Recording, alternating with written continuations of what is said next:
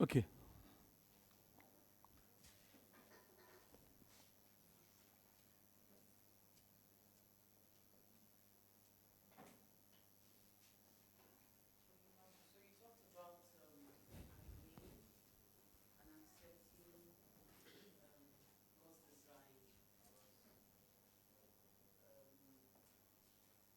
I'd like to know what it means to agree, or how do you agree? And then I know that there are times where most of our actions negate that agreement. Most of the things that play out in the practicality of life negates us agreeing. So is it just you saying, yes, I agree that this is what God has planned out? Or what exactly do you need to do to make that actually come to fruition? Okay, so thank you. Let me give you a simple analogy. If I agree that I'm not supposed to be in Nigeria, what will I first go and do? I'll get a passport. The visa might take 2 years. So they refuse me, I'll do that one. So, but because I've agreed that I won't be in this country, I'll do everything. I can even go to Togo and enter a flight. So agreeing, and I use the word agree so I can use in a very layman language. It's actually trusting the Lord, or believing God for what He has said. So it is to look at the Bible and say that this is not cultural or archaic. This is the will of God for me as a woman. That I will be the one to do this, I will be submissive, I will be this, I will be quiet spirited. Now, it doesn't mean that the reality comes immediately, but at least you have what I call KPIs. We know KPIs. So when we are in prayer, we are saying, Lord, this is who I'm supposed to be, but still is who I am. So we're working at that. As pastors, we often go to 1 Timothy and 2 Timothy as pastors because we know that an example of a pastor is there. And I say a pastor is supposed to be this and that. So every now and then, we go there and say, am I living like this? When we look at any book on pastoring, we read it to make us better pastors. Sure, you understand? If I see any counseling course, I want to take it. Because I know that I will have a lot of, as a pastor, I must be a counselor. I must be able to counsel people. Because I've agreed and I've come to accept the fact that I'm a pastor and I must care for souls. Some people have made me angry that normally I say, oh, if I see them, I should run. But I know that these people, I can't run. I'm supposed to care for that soul that's making me angry. So I have to quickly say, Lord, this resentment, take it away. So I'll hug the person purposely, and then I'm praying so that tomorrow when I see the person, I'll first smile. Because I've agreed that I can't be. So when you believe what God has said, that this is who a woman is, and you see many examples in the Bible, you will now you start to walk yourself towards it. One. Number two, it will make you reject and ward off worldly definitions and ideologies about who a woman is. The world has so many ideas who a woman is. And we start to say no.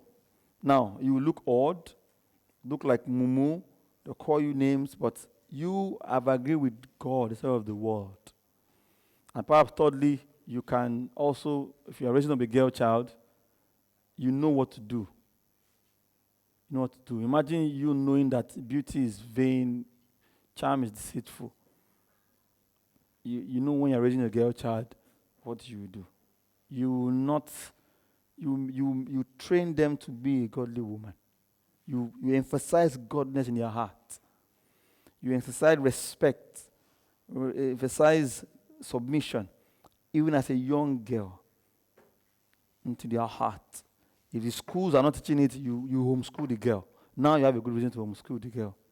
I don't want my child to be a tomboy. You bring the child out, you say she's a girl. Now, doesn't mean that she can't be strong, or she's resourceful. In fact, women are, I think, that's why people do gender lens investing. Most women businesses do well because you guys are more resilient. So Women are not lazy people. So it just helps you to change your mindset, and you're able to help. It drives all what you do, because you now know that this is what God has said about who a woman is. It's pregnant. If we're doing a retreat now, I will go into specific, but we just 2 sessions, and we just let's try this and see how it goes. That's why.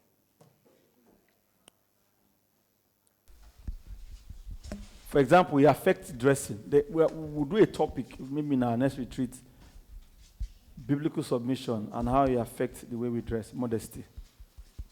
This affects dressing also. Okay, Pastor, my question, I don't know if it's related or not, but in the home, whose responsibility is it to raise the children, godly children, like raise them up in the Word of God, teaching them the Bible, and whose responses? I know that yes, we are supposed to have like maybe shared response. Solely, whose shoulders is it mainly on? Is it the man or the woman? So the man is the priest of the house, you get. But the household, you cannot take away the woman from that. And don't ever think that it's not your child, is just teaching them alone. There's a lot. I tell you, women have more contact with the children than the men. You bathe them. The first people they report to from school, the first vocabulary they are learning, the vulgar word they pick from school. My wife will say, Jesse said this. Me, I just came maybe around 9. But he came around 4 and he said the word. Jesse danced like this. Who is saying it first? He's not godly. We should even see it as a problem. You get, so it's shared with two of us are going to be doing it together. And remember that there is no one size fits all. When you get to a home, every home has their own peculiarities. But 2 of you must work it out together. Find a way. But raising a household, ensuring the house is comfortable, house is... I think if your wife is happy, the house is peaceful. You agree, have you? You agree that if the woman is happy, the house is peaceful. That's what matters the most. Once the house is peaceful, then even the Bible will enter ahead. Okay. From a different perspective. Okay. Coming from being a Christian and married to an unsaved man, because I was a Christian, I made sure my kids went to Sunday school, to church, to youth, and I was the one praying with them at night and sharing the gospel with them because my husband wasn't saved. So like I said, those are the consequences, and that is why it's so important, and that's why one of the testimonies that I share with a lot of the young ones that are not married yet is to be equally yoked, where the Bible says, where I joke and I say I'm like Hopalong Cassidy, because it's not like a tripod, because I'm only on one leg, where you need to be stable and you need to be like a tripod, where it's a triangle, where the husband and wife are stable together, focusing on God together as equally yoked. However, I think it's Corinthians or Ephesians, I'm not too sure, where it says if the wife is a Christian, the husband is protected by her. That doesn't mean he's saved, yes, but he's got God's blessing upon him, or vice versa. Yeah. So that has been a tremendous blessing, because through that, he's encouraged the kids to go to church with me. He's encouraged the kids to, when they didn't want to go, he said, stop your nonsense, go with mom, you will go to church. So he did his fatherly duty, in that way, as a support. But what I can say to the young ladies that aren't married, please marry a Christian man. The Lord knows what he's talking about, because it is very lonely out there when it's all by yourself. Yeah. It really is, and when you get excited and you want to share the gospel or a wonderful sermon, you can't come home to an unsaved man. He's not going to have the same passion, because remember, he's blind and deaf to the gospel. So he's not going to understand it and see it in the same light we do.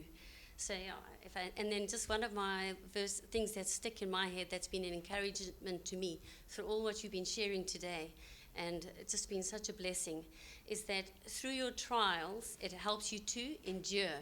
And through endurance, you mature in Christ. Yeah. If that... Thank you very much. Yeah. And I mean, there's a piece that I couldn't get to. If you read that Psalm 128, where we got this text from, a fruitful vine, it says, it started from the man, and it said, "Blessed is everyone who fears the Lord, who walks in his ways. When you eat the labor of your hand, you shall be happy, and it shall be well with you. Your wife shall be like a fruitful vine." And this is my take. God gives women who are going to be fruitful vines to men that fears the Lord. So for those who are not married, if you pursue to be fruitful, to be a fruitful vine, to know who a woman is, to be a godly woman growing, God will give you to someone who fears the Lord. And if you are married already, and like she said, you're married to a man who is not saved, you remain a fruitful vine. 1 Peter 3 says, perhaps through your character, through your conduct, he might be saved, or might be corrected, might be saved rather. And also there is protection over your home, like she said also, for him and your children. You cover the whole house. And then for those who are married and your husband is saved, your wife, you are saved, immediately you have no excuse not to be fruitful. So sometimes, because we marry a man that is a Christian, that is gentle, that does not talk, we have become unfruitful because we cannot submit. Some of us have husband is saved, wife is saved, but because the man is gentle and quiet, doesn't talk, you rub it in. You are doing yourself a lot of harm. You won't be fruitful. You will not experience what it means to be a quiet heart person. Because he doesn't talk. He knows what it means to have a woman who is quiet and gentle and submissive. But because you are not, two of you cannot kill yourself, so he keeps quiet. And you are losing out because God will not plant a river beside you. And so we have to ask ourselves, whether my husband is talking or not, am I a fruitful vine? Based on what I've done. That's why I know it's change your mindset. Submit. Look at that man that doesn't complain. Start submitting the way you ought to submit biblically. And see if he will not say something has changed. Even though he has never talked before. So your home can be better. The marriage can be better.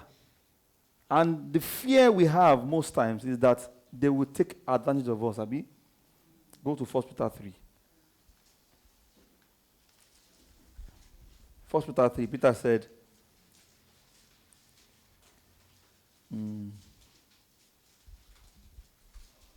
wives, like from chapter verse 1, 1 Peter 3.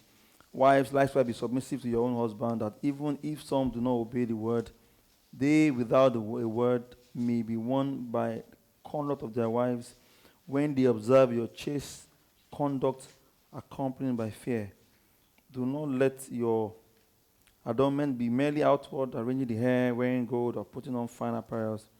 Rather, let it be the hidden person of the heart, with the incorruptible beauty of a gentle and quiet spirit, which is very precious in the sight of God.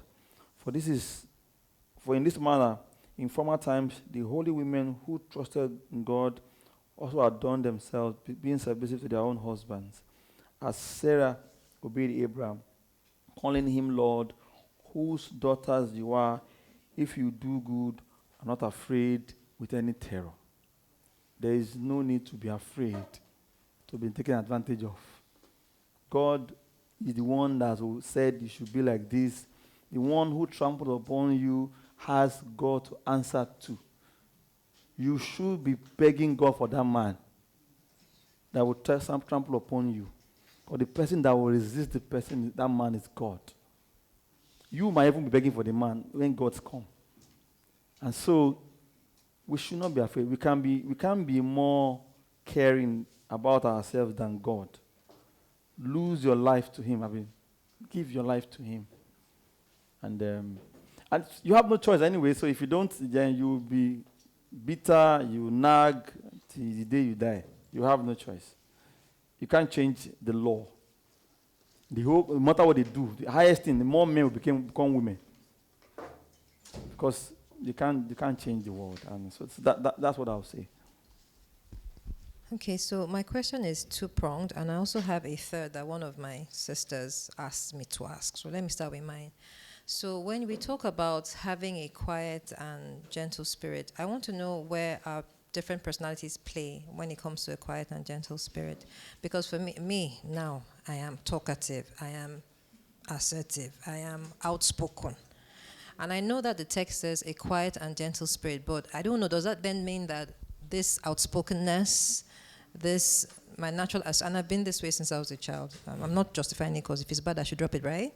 So I want to know what that looks like in terms of our personalities. Because you have people that are naturally quiet, that are naturally, I don't know if I'll call it subdued. They seem to fit that description of Bill more of quietness and gentleness as opposed to me, who is outspoken, who wears my heart on my sleeve. And a lawyer. And then a trained lawyer to boot, so yeah. Yeah, exactly. Even though I don't know which one came before, whether it was my outspokenness or my whatever, both. That's the one part. And then the second part is, in light of this, because especially because remember that this text is kind of inserted in the midst of a woman who's living with an unbelieving spouse. I'm blessed, my spouse is not an unbeliever, so I can't claim to be experiencing what she's experiencing first. But then there are times when I take offense at something my husband has done. And I sometimes feel blackmailed by scriptures like this when I'm like, no, God, no, but seriously, uncle, for example, you were supposed to come back at so time so that I can do something. And you abandon me, no call, and then maybe I'm calling, things like that. And then how do you react? And so my husband be like, and I know he can just throw in one verse that feels like a biblical blackmail. I don't know if you guys know what I'm talking about. It feels like biblical blackmail, because I'm like, dude, I know I'm supposed to submit and be quiet and gentle, but dude, you were supposed to come back at 12. This is now 4 o'clock, and you're not telling me about quiet and gentle spirits. So that's kind of where my question is. Should I allow you answer first before I ask the other Let me person? answer that one. So let me ask I'm a Nigerian, answer the question. The Lord does that. Have you ever interacted with your CEO before? Many times. How do you talk to him? Are you assertive talking to him? It depends. Okay. So people always ask me that. I'm to be honest, in some instances, assertiveness is inquired in your corporate environment. And that's one of the things that somebody said here as well. In her own office, assertiveness is encouraged. So it depends on the culture. Now, that's the corporate culture of the company. So that's the corporate culture. So even when you're going to maybe make a point known, and you say, sir, I don't think we should take that investment. And he says, it's my company. Please, let's do it. And after you have tried to make your point, and that's what I call assertiveness, and he says, I gave the call. What will you do? You should say no, because no, you don't know what you're doing. No. Okay, so I can answer that in 2 ways. Now, me as a lawyer, remember that I also have a responsibility to give. So I would say to you, it's your call, but let it be on record that my advice is contrary to your decision. Yes, it is on record, but you do it. Yeah, obviously. Sarah called Abraham Lord. Lordship is and those days, lordship is not, you don't have any opinion. So, in that context, you will see that God will have you just bow to the final will of the man. That's why you have to be like I said, very careful you are getting married to. Secondly, but Sarah also had issues with what's her name again? Hagar. And she constantly complained about her. So, not being a quiet spirit person doesn't mean you don't talk. Please, why don't this lady is disrespecting me? Send her away. The man heard, he don't do anything. As we do, men. This lady is disrespecting me. Send her away. She will not disrespect Abraham. But she kept. And God saw it and said, Abraham.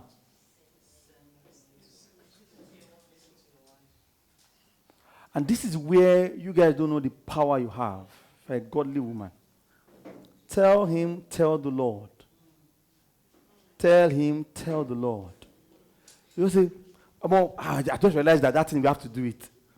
You're just looking at the guy. I've reported you to my God. Finish. So first of all, agree that he is Lord. Once you agree that he's Lord, then we now know how to fit in dot all the I's and cross all the T's. So Sarah's case is a very good example. It doesn't mean that she doesn't talk. Doesn't mean that she doesn't have any opinion. Doesn't mean that there's nothing that's not happening in the house. In fact, if two of you work in harmony, there will be an opinion. So this is what's happening. But to assert and say, this my way or none. And sometimes it can be through blackmail. So let me look at my sister's issue. You want 4 or 6 children. He says 2. I would say want to have 2 more. He says no. You pray into the Lord. Once in a while, give him wine so he can be merry. And don't worry, you will not know. And wait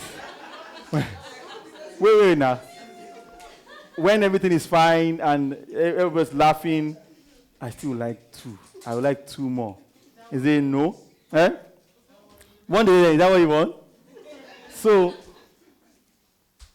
sometimes it is your submissiveness that will say, she's not enforcing, she's not asserting herself that I must have 2 more, or this home will not enter 2 of us.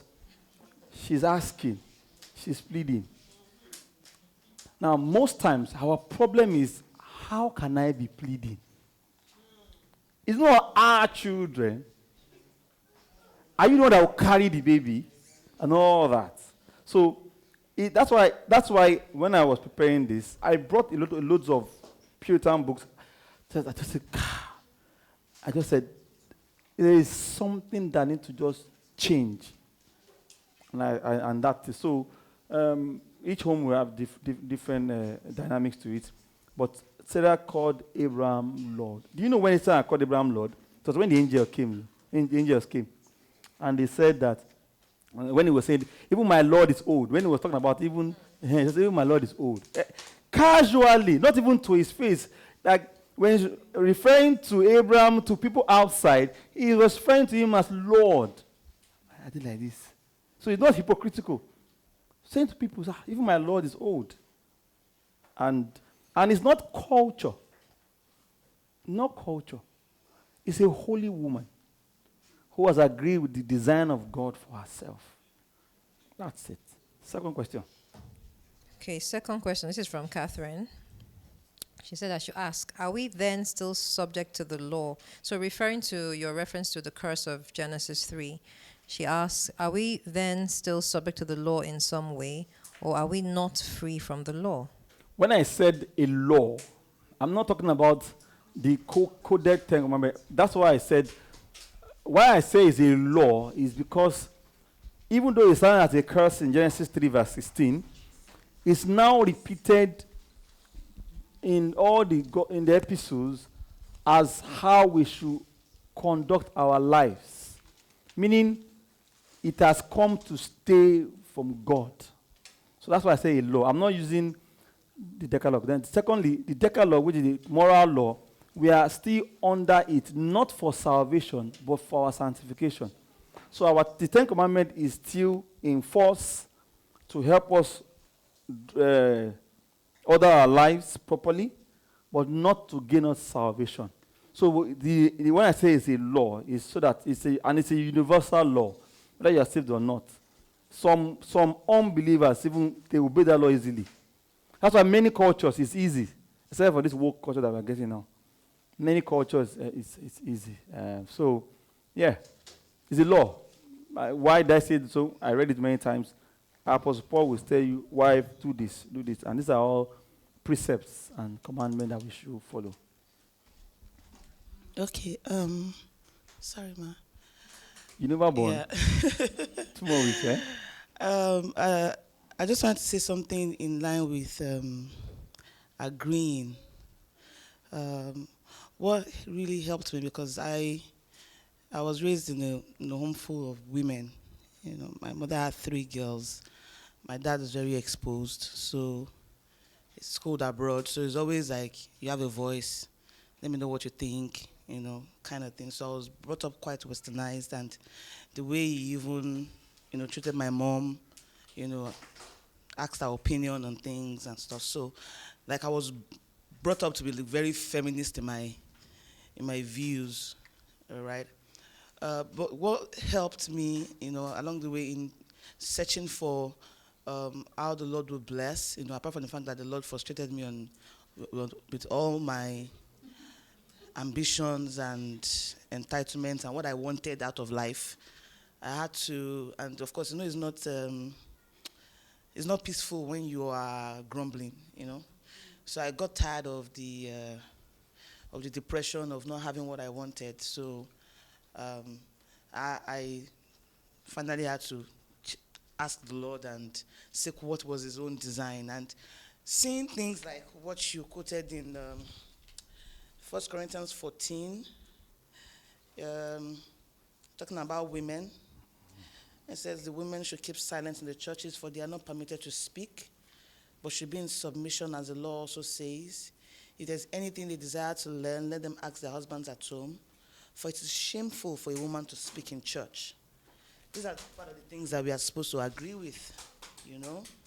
I think it's that 1 Timothy 2 that talks about women should dress, you know, with propriety and modesty. Yeah, and then it says, is it 1 Timothy? There's one, 1 Timothy 2.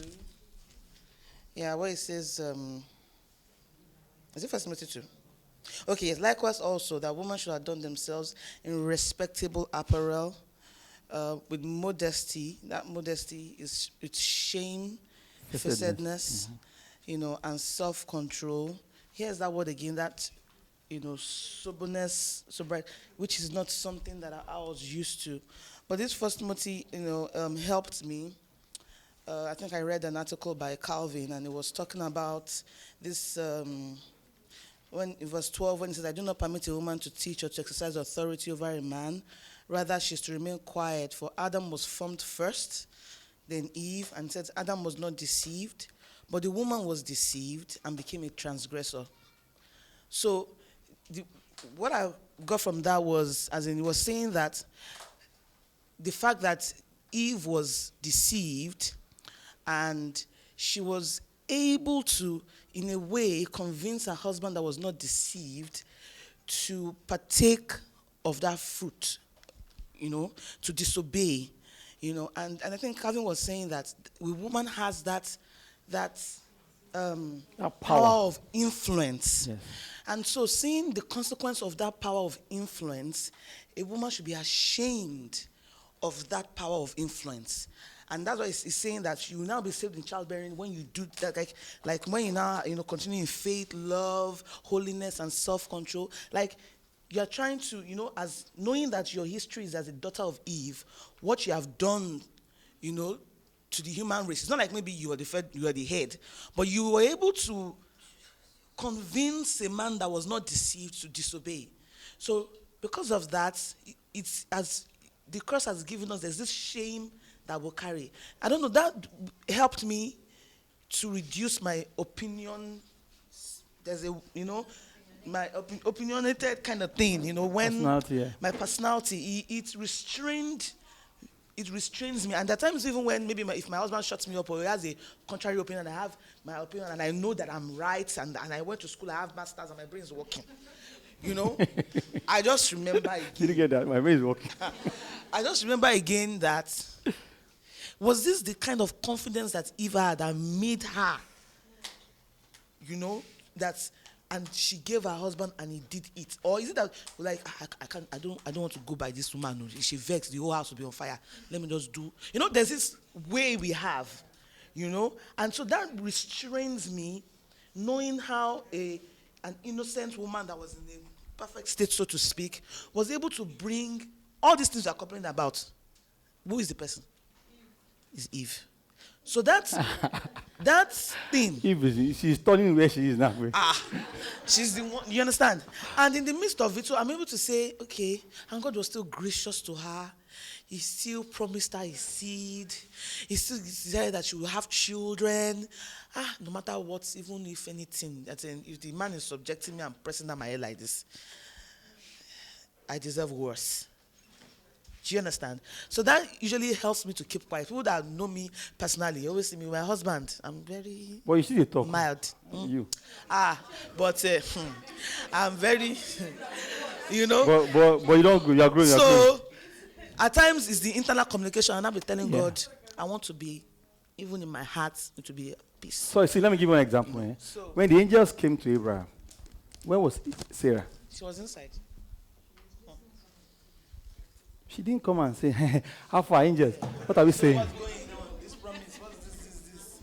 That's an example of what you see in that Corinthian church. Even though she was spoken to also, they say she's laughing. And then they spoke to her and they said, I'm not laughing. I said, you are laughing. And all that. And she was, so I think, I believe once we get the hack, each person, if you agree, because we can say all this and give 10 steps to fruitfulness, and you don't agree, nothing will happen. But once we agree, it changes our prayers, changes our dispositions. We start to think properly and say, okay, Lord, now that I know I'm here. But please remember that it's just for 50, 60, 70 years. And we get to heaven. All is wiped away. When we do the men's meeting, join online. Theirs is worse.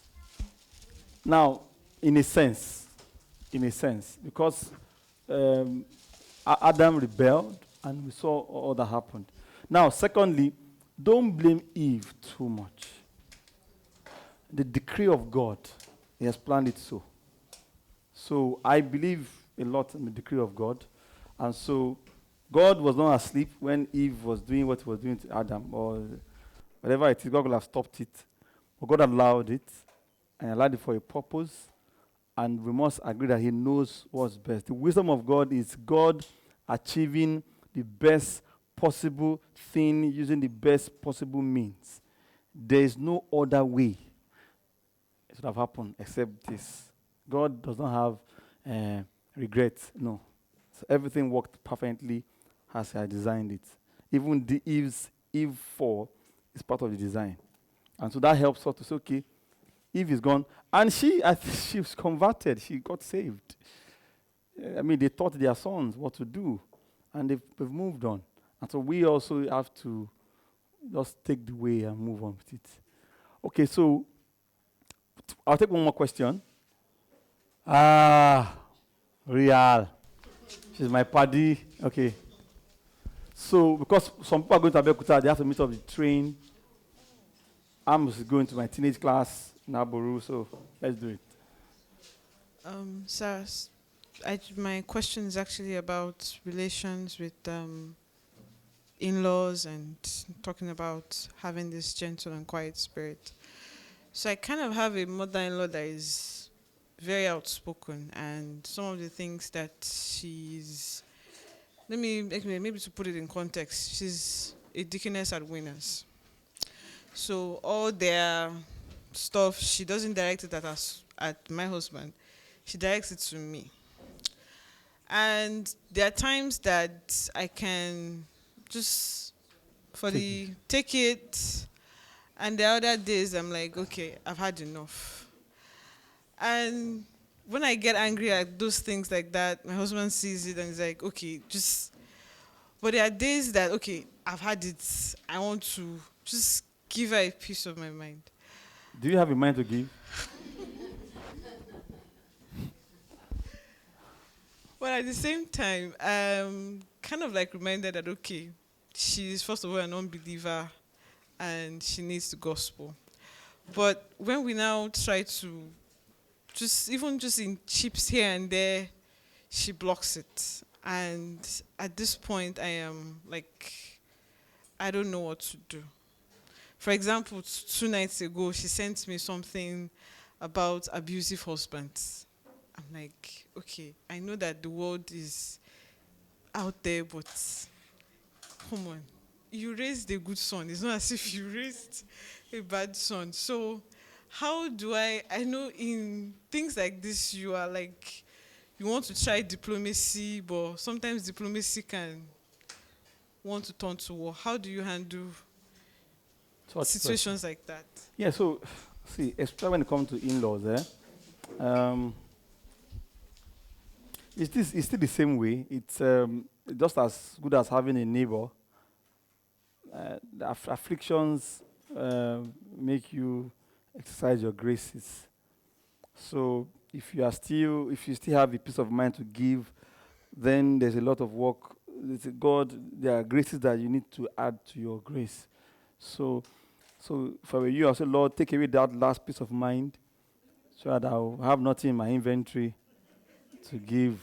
And so when I go and say there's nothing in the inventory, I'll say, well, I have to take it. Because, like I said, I talk about the belly fat, the trials will come from every corner. And trust me, if you freak out because of your in-laws, it will affect your home.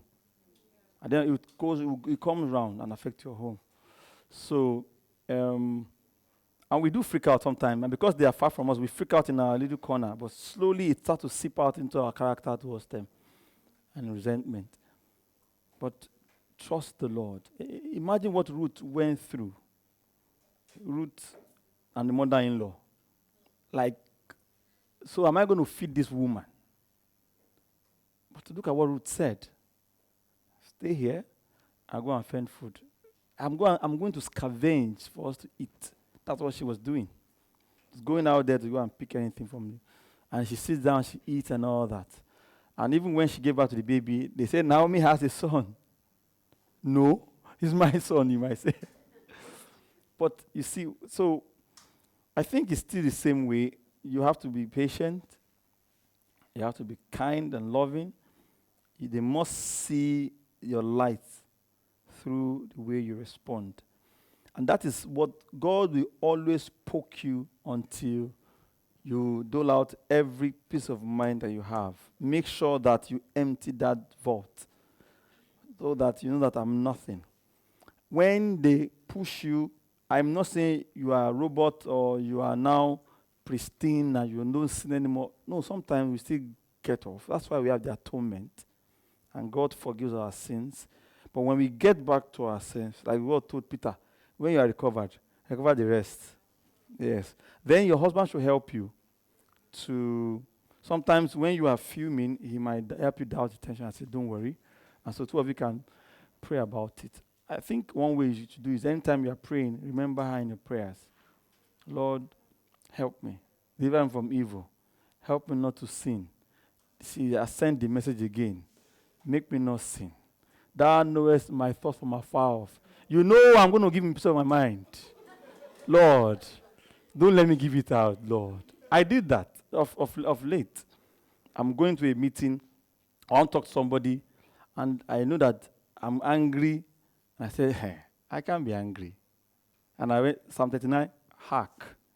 I said, Lord, you know my thoughts from afar off. You know my mind is telling, say this to him, say this to him.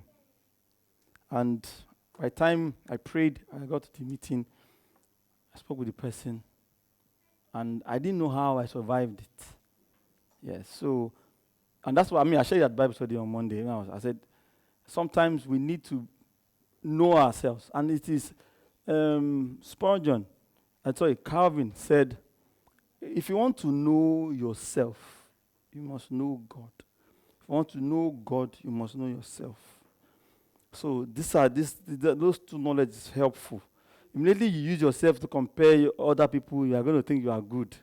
But compare yourself to the Lord. What will God's Christ say? So someone asked me in Abuja, what will Jesus do? What that Pentecostals say? Should we say it? I said on steroids. Say it 1 billion times. What will Christ do? Will Christ insult mother-in-law? Never. If you won't do it, then you shouldn't do it. Doesn't mean that you will not do it. Say, Lord, teach me how not to do it.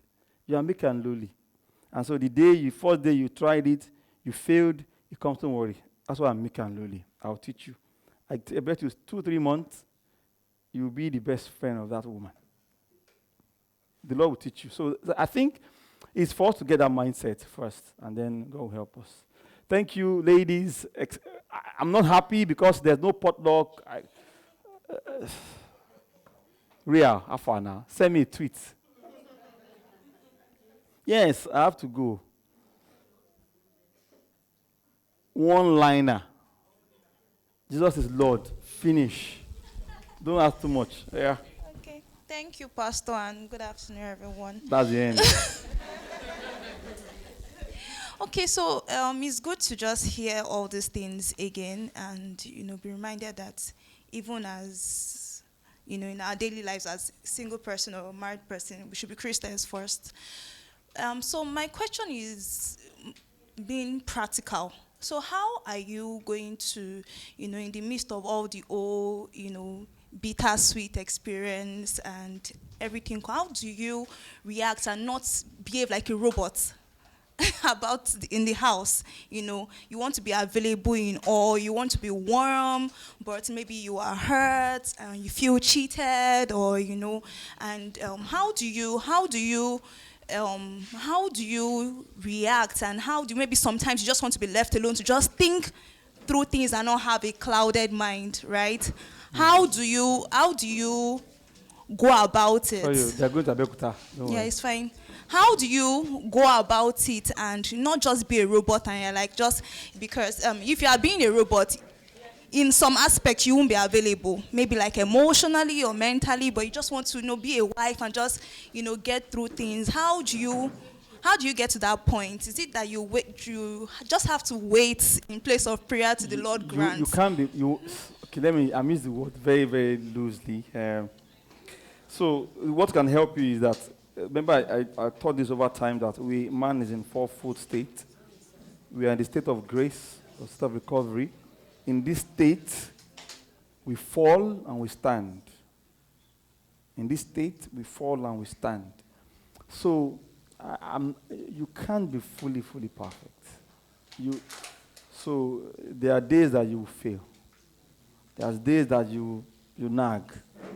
But then knowing this, having this knowledge, will make you recover quickly and then grow.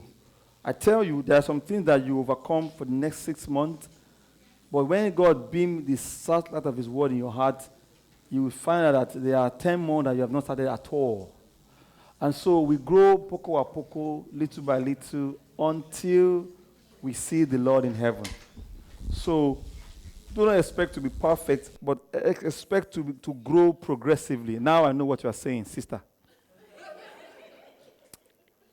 Expect to grow progressively in holiness, in faith, and sanctification. That's actually the thing. So when you have a small drawback, don't give up, go back, and then grow. One day the Lord will come, will take away this mortal body, and that you desire, that perfect personality, will come when the Lord comes and reveal His grace in you. But we'll continue to grow progressively. Let's pray. We have to go.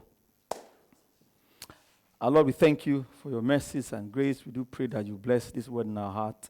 Thank you for all those who came. Pray for those who are going far, that you get them home safely. I ask that you bless our meeting tomorrow in all different churches. Oh, merciful Father, help us that your word that we've heard today and won't hear tomorrow will be fruitful in our heart. Make us fruitful vines in our homes and in our churches. Help us, O Lord, to show forth your glory. Thank you, merciful Father, and blessed be your holy name. For in Jesus' name we pray. Amen.